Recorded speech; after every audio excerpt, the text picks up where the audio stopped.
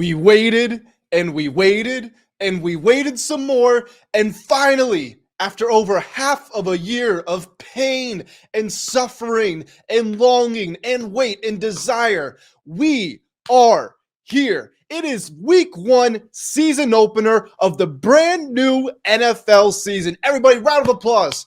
We made, I don't know how. I don't know how we made it this far without NFL football, but it is back. And because it is back, that means that I am back. And I'm not just back, I'm back and I'm better than ever. We are starting a brand new series on this channel called Primetime Picks. What I'm going to be doing is for every single Thursday night and Monday night football in this NFL season, I will be posting videos breaking down the matchup and my best betting picks for the game side and for my player prop, my favorite player prop. And guys, if that isn't worthy of you hitting the subscribe button, then I have no clue what is. I'm coming out with sports betting content every single day.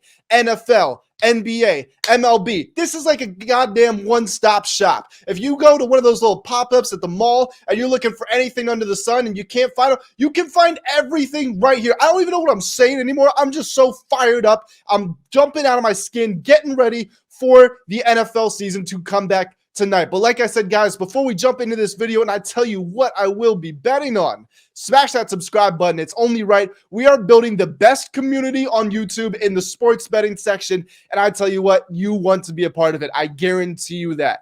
Now let's talk about this matchup.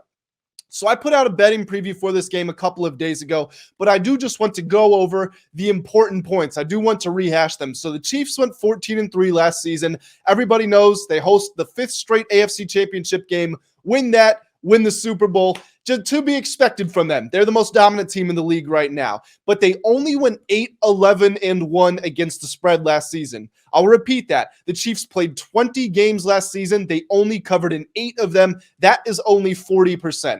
They were first in points scored. I believe they were 20th in points allowed. I'm not really going to hold that against them because they scored so many points that opponents had to try to go back at them, but you know, it's the Chiefs.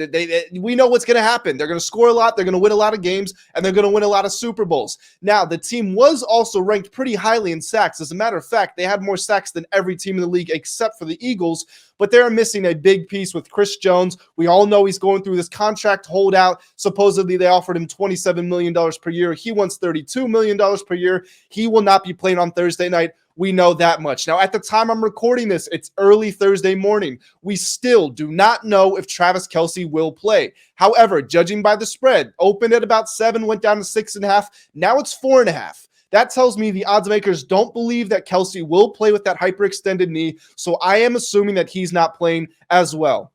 Some quick notes about the Lions. They were one of the best teams in the league when it came to spread betting last season. They hit 12 times in just 17 games.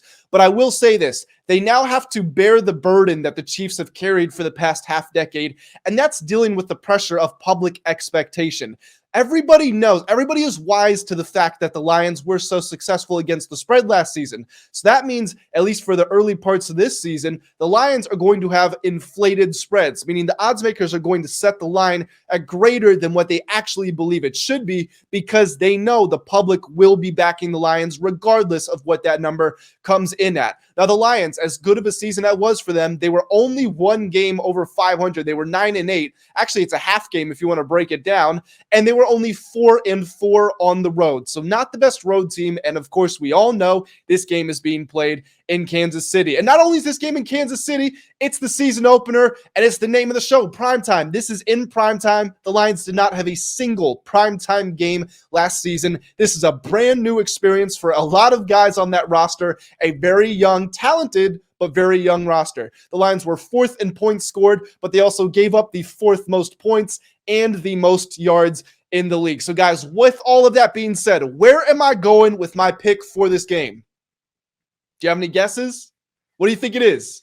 I'll give you a chance to write it in the comments. 3, 2, 1. It is the Chiefs. I'm going with the Chiefs spread, the Chiefs minus 4.5. Yes, I understand that Kelce isn't there. I understand that Chris Jones isn't there. Let me run you through some numbers. So Mahomes has only played one game since his rookie season. If you remember, he played one game in his rookie year, last game of the season. Chiefs benched all their starters, so we're not going to count that. But if we're talking about Mahomes without Travis Kelce and Tyreek Hill, he only has one real game. But in that game, they won. The Chiefs won, unsurprisingly. He threw for 258 yards, 3 touchdowns, 0 interceptions, and had a passer rating of 135.1. I know the Chiefs' weapons aren't amazing, but Mahomes and Andy Reid have consistently proven that it doesn't matter who lines up out there so long as those two guys are locked in. And they're going against the Lions defense, which I have to reiterate was extremely friendly to opposing offenses. Yes, they drafted Jack Campbell. Yes, they drafted Brian Branch. Yes, they made some changes to that side of the football. That's going to help for the future. But for the immediate, the short term, the present damn near, as I'm recording this, it's not going to help a whole lot, in my opinion. Like I said, the Lions also did not play in a single primetime game last season. Now they're going on the road to the Chiefs building, one of the toughest stadiums, Arrowhead, in the entire league, while they're unveiling the Super Bowl banner. That's if I'm a mathematician and I'm looking at the variables up on my chalkboard, I'm erasing. I don't want to see that. That's not what I want to see if I'm a Lions bettor. And one little last stat here, which is super important. Jared Goff, a lot of people are quick to put him in the top 10 conversation for quarterbacks in the league. I'm not even here to weigh in on that because Goff had a sensational season last season. But in all of his road games combined, he threw 6 total touchdowns.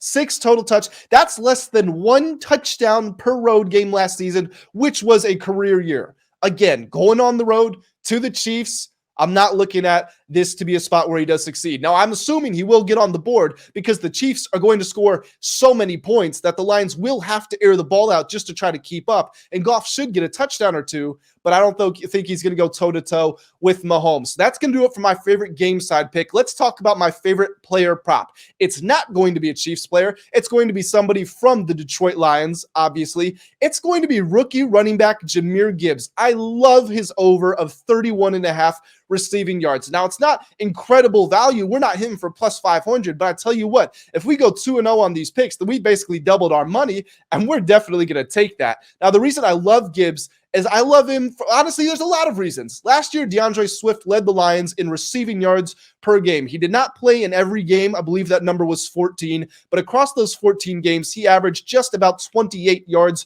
per game. And now contextually, let's talk about the context because that's what's so important. As we know, the Chiefs are going to score points. They're going to get a lot of yards, and they also aren't amazing with time of possession. They're just a hair over league average. They're 3 seconds, if you want to know the bloody details of it, 3 seconds over league average. So the Lions will have a chance to possess the ball, and they will be under a lot of pressure to pick up yards to try to keep pace with what the Chiefs are going to put out on the field. That means that they will be throwing the ball more, and that means the receivers will be catching the ball more, which helps Jahmyr Gibbs to try to get to his over. He also averaged 37 receiving yards per game when he was at Alabama last year. Yes, I know that's college, but hey, it counts for something. And I do think, for the record, that Gibbs is a better pass-catching running back than the aforementioned DeAndre Swift. The Chiefs also allowed the 4th most receiving yards to opposing running backs last season. That number was at just about 46.8 per game, which would be well over Gibbs's line in this matchup. And as I was talking about Jared Goff earlier, again, I don't think he's going to set the world ablaze, but we know that he's much better when he's not under pressure versus when he is under pressure. I know that that's pretty standard. That's how it works. But the similarities, or the discrepancies are very large when it does come to Goff. With Chris Jones not being there, the Chiefs are going to struggle to generate a pass rush. I think they're going to be dropping even more men in coverage. That should mean Goff will have time in the pocket to go through his reads, but I think it also means the Chiefs are going to have more guys playing deep down the field covering the receivers, which would leave the short and intermediate stuff open for guess who? Jahmyr Gibbs, amongst other players. Dan Campbell has said multiple times throughout the offseason and the preseason that he can't wait to feature Gibbs. He's going to use him in a variety of ways, in a variety of unique ways.